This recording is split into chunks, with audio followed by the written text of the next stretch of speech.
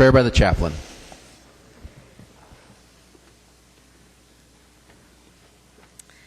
So I've been thinking a lot about courage lately. Perhaps it's because courage is the only possible way to face snow in April.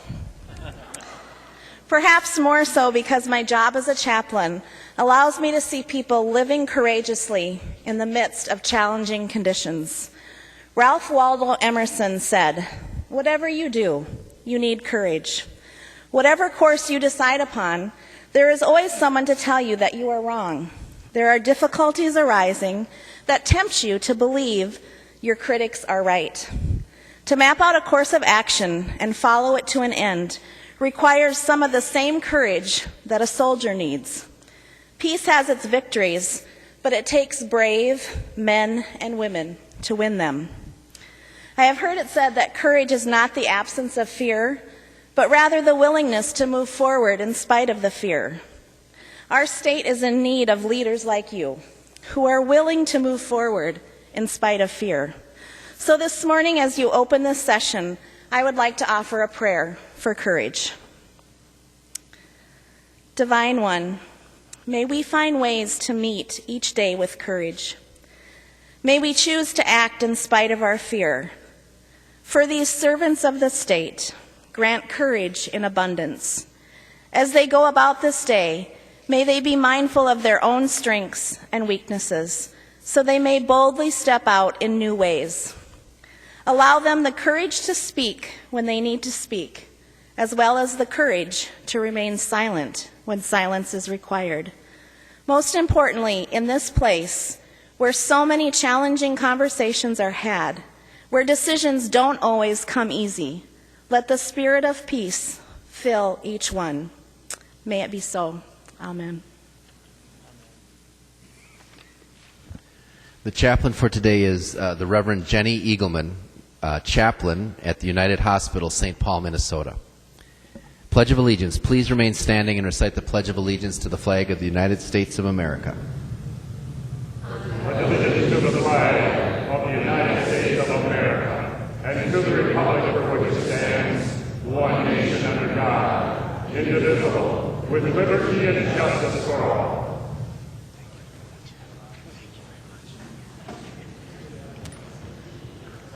The clerk will take the roll.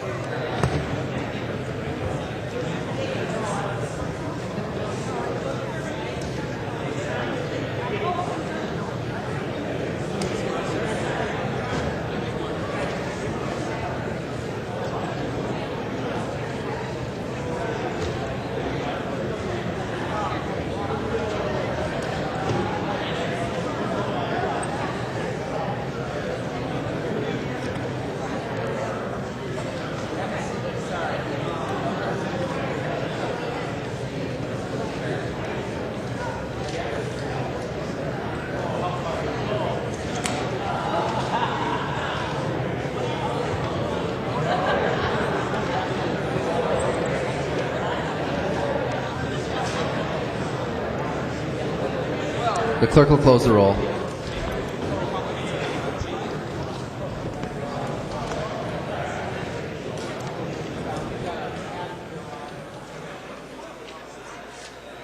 A quorum is present. The clerk will read the journal of the preceding day. Journal of the House, 88th Session, 2013, 32nd day, St. Paul, Minnesota, Monday, April 8th, 2013. If there is no objection, further reading of the journal will be dispensed with, and the journal will be approved as corrected by the chief clerk. Hearing no objection, the journal is approved as corrected by the chief clerk. Comparison reports. There's a copy of this order of business on each member's desk. If there's no objection, those motions will prevail. Hearing no objections, those motions prevail and the substitutions will be made. Reports of standing committees and divisions. A copy of this order of business has been placed on each member's desk. If there is no objection, reports will be adopted. Representative Doubt. Thank you, Mr. Speaker. I would object to the adoption of House File 729. All right, we'll deal with 729. Any other objections? Okay, we'll move on to adoption of the reports other than House File 729. Hearing no objection to those reports are adopted. Representative Doubt. Thank you, Mr. Speaker. I actually would just move that under House Rule 6.50 that this committee report be laid over and printed in the Journal, simply for an effort of transparency. I know that this is a bill where a number of omnibus bills were kind of combined into one bill, and I know this bill isn't scheduled to be here in front of us on the House floor, so this really isn't going to delay anything. I think we could just adopt the committee report tomorrow. But just in an effort of transparency, I think it would be wise to lay this bill over for one day and print it in the Journal. So I would move that under Rule 6.50 that we lay this report over and print it in the Journal, and I would request a roll call on that motion.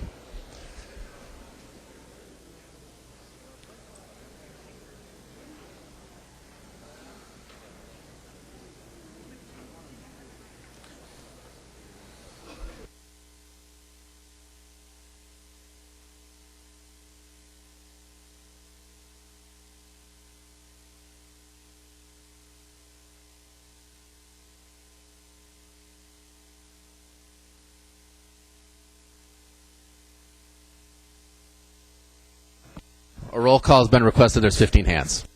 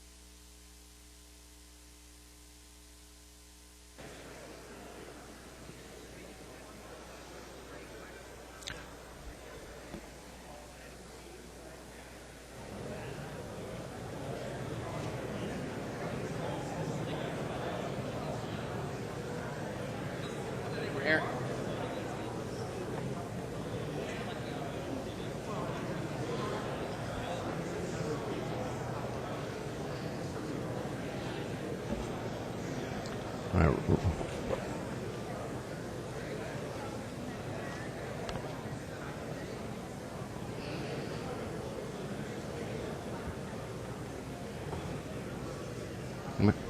right. Right. Okay. Representative Murphy. To the motion. Thank you, Mr. Speaker and members, and thank you, Representative Doubt. As I understand your motion, you are seeking to lay this over according to Rule 6.50 so that the bill be printed in the Journal. And it will be printed in the Journal according to usual procedure. So the bill is making its way through the committee, and we're moving forward with the bill, and it is transparent as in our usual process, and the language will be in the Journal according to the folks at the Chief Clerk's desk. So I would oppose the motion. Representative Doubt. Thank you, Mr. Speaker, and thank you, Madam Majority Leader. I think the idea here is that we just get one more day to just consider this before we adopt the committee report. And pretty innocuous motion here. We're just this isn't delaying anything. The bill's not coming up tomorrow. just provides an opportunity. I know we've taken two fairly large omnibus bills and combined them into one bill, and I'm not sure that everybody still has wrapped their mind around what is in this new House File 729. So not a big deal. We're just asking that this be laid over. I expect that it will come up in the committee report tomorrow for adoption, and that's fully what I expect, and that it will continue on its path here in the House. So I'm not sure exactly what the objection would be, but we want to make sure it gets printed in the report, and that the public basically has time to absorb, along with our members, what actually is in the bill. So pretty easy. I guess I don't understand what the objection to the motion is. Seeing no further discussion, the clerk will take the roll on the motion.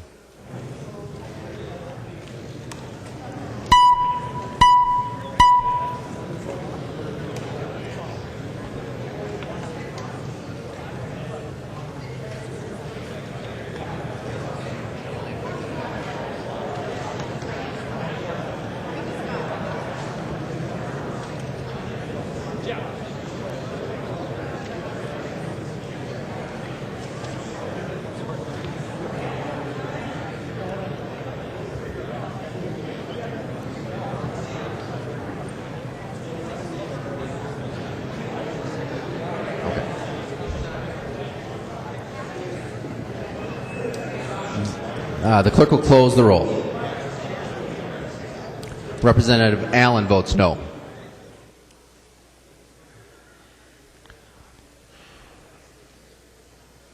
There being 60 ayes and 70 nays, the motion does not prevail. Second reading of House File.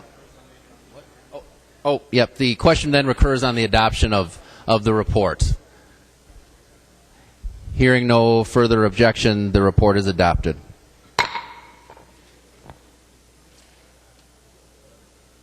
Second reading of House Files. Second reading, House File 729.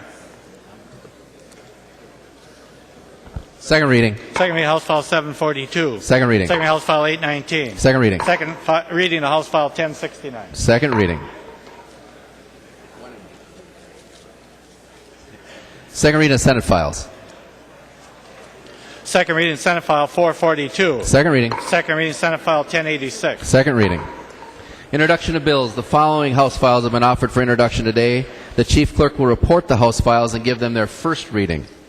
Introduction and first reading of House File 1743 through 1756. First reading, House File 1743 to 1756. Messages from the Senate. Message from the Senate. Mr. Speaker, I hereby announce that the passage by the Senate of the following Senate file herewith transmitted. Senate File 953, signed Joanne M. Zoff, Secretary of the Senate. First reading of Senate Files. Introduction and first reading of Senate File 953, an act relating to health. Ellen moves that Senate File 953 and House File 2010, now in the General Register, be referred to the Chief Clerk for comparison. If there's no objection, so ordered. Calendar for the day. The first bill on the calendar for the day is House File 1378. The clerk will report the bill. House File 1378, number 1 on the calendar for the day, an act relating to workers' compensation. The author of the bill, Representative Mahoney. Thank you, Mr. Speaker and members. House File 1378 is a pretty non-controversial bill. Under current law, the Workers' Comp Court of Appeals, each judge appoints their own law clerk. What this bill does is allows the chief judge to change it to a classified from an unclassified position to a classified position, called from an appeals court attorney to a compensation attorney, and allows the chief judge to make the appointments. There can, so long as it is in consultation with two other judges, and at no time can the number of law clerks and compensation attorneys exceed 5. Members, what we're trying to do is allow the chief judge of the Court of Appeals some leeway with their hires. Do you want me to take that? Recite. There are no amendments at the desk. The clerk will give the bill its third reading. Third reading, House File 1378. Third reading. Further discussion to the bill. Seeing no further discussion, the clerk will take the roll on the bill.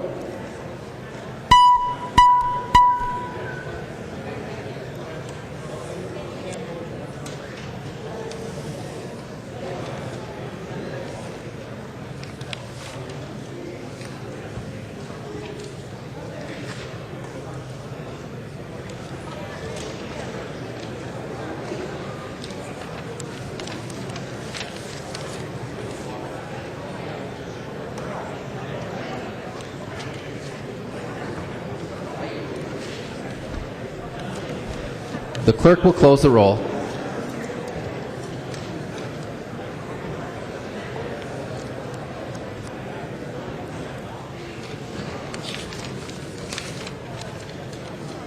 There being 129 ayes and 2 nays, the bill is passed and its title agreed to.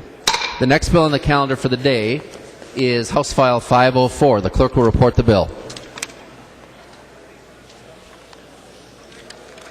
House File 504, number 2 on the calendar for today, an act relating to workers' compensation reinsurance. The author of the bill, Representative Metsa. Thank you, Mr. Speaker and members. House File 504 essentially deals with the Workers' Compensation Reinsurance Association and deals with a problem that we've been having with the pre-funded limits that were set in 1979 when the board was created. It's managed by 13 members and the Commissioner of Labor and Industry, and we're finding right now that basically because of the rising costs of health care over the last few years, we're having trouble meeting those pre-funded limits, and we think it would be better, along with all of the industry partners, to remove the cap. Essentially, that's what this bill does. And members, God strike us dead if we don't vote for a bill today that the AFL-CIO and the Minnesota Chamber of Commerce both support.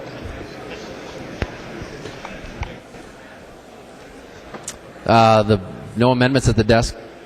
The bill clerk will give the bill its third reading. Third reading, House File 504. Third reading. Discussion to the bill. Seeing no further discussion to the bill, the clerk will take the roll on the bill.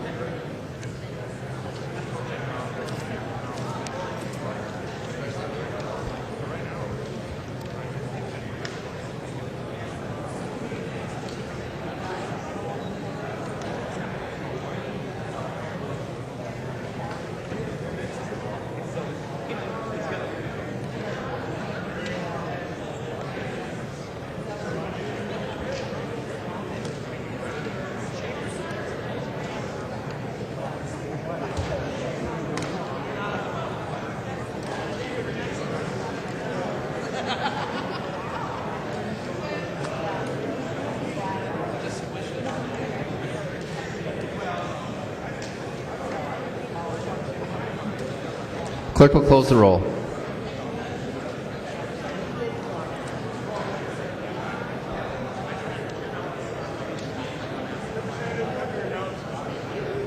There being 124 ayes and 7 nays, the bill is passed and its title agreed to. Report from the Committee on Rules and Legislative Administration. Report from the Committee on Rules and Legislative Administration. Murphy E. for the Committee on Rules, pursuant to Rule 121 and 333, designates the following bills to be placed on the calendar for the day for Thursday, April 11, 2013. House File numbers 568, 748, 1243, 834, and 853. Senate File number 166. House File number 580, 131, 143, and 232, and Senate File number 521. Motions and resolutions. There are copies of the non-controversial motions at the House desk and online. If there's no objection, we'll take up those motions first. Hearing no objection, those motions prevail. Hanson moves that House File 568, now on the calendar for the day for Thursday, April 11, 2013, be re-referred to the Committee on Ways and Means. Representative Hanson. Thank you, Mr. Speaker. House File 568 was on the register. We've discovered a financial issue, so I'm re-referring it to the Committee on Ways and Means. Any discussion? Seeing no discussion, all in favor say aye. All opposed, no. Motion prevails. 2-1, I think. Any announcements? Representative Dorholt. Thank you, Mr. Speaker. This being the state of hockey, I would just like to point out that the NCAA Frozen Four is starting tomorrow, and Minnesota still has a dog in this fight, and that dog is the St. Cloud State Huskies. So I'd like to wish them luck in Pittsburgh.